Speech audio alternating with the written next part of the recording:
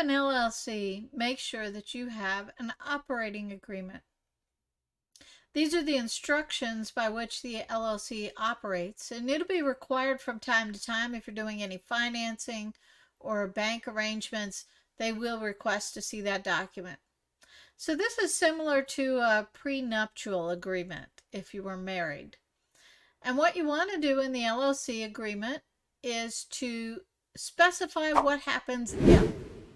Now, if you are a solopreneur, you probably don't have much that you have to do to this because you're not going to sue yourself.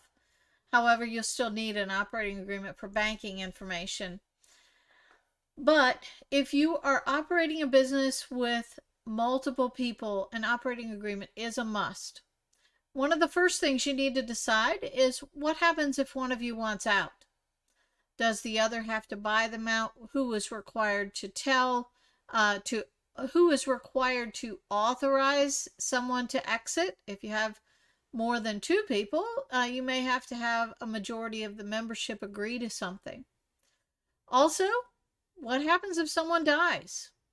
I have heard of many businesses that have failed and had tremendous troubles based on this one thing.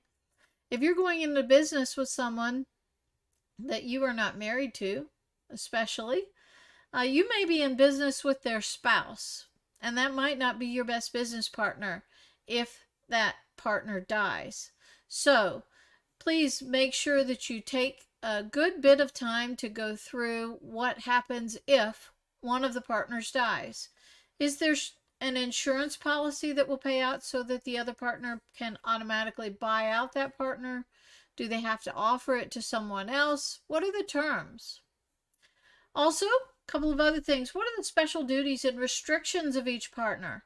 So is one partner going to be the money person and be in charge of all the banking relationships? Can both partners make loans for the business or sign contracts that can bind the company? You'll want to dive into the structure of your business and agree to that stuff up front.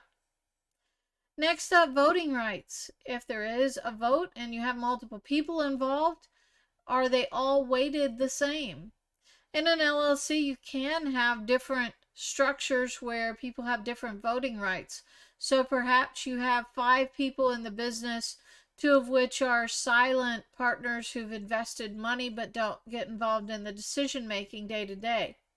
Do they have the same leverage and voting power as somebody who is involved in putting sweat equity into the business? Those are things you need to decide. Also, decide on what your structure will be for tax purposes, for meeting purposes. When will you meet? How often?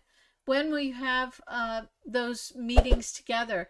Obviously, if you have more than 2 partners, sometimes having meetings with a lot of people can be a chore and a task, and you want to make sure everyone is fully involved. So decide on a kind of a rough schedule. It doesn't have to be specific days of the year, but perhaps it's in a certain month each year. And lastly, what happens if you want to sell the business? You just both want out, or you want to shut it down? How is that handled?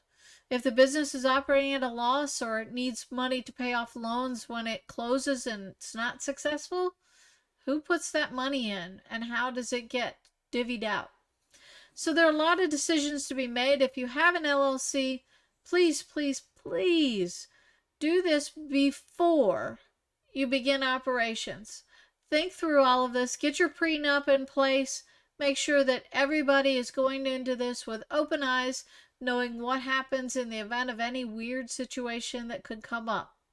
Don't wait until there's a problem to try to resolve this. It won't be resolved. And my last little tidbit of advice, I don't recommend going into any business with another partner unless you plan to be married to them.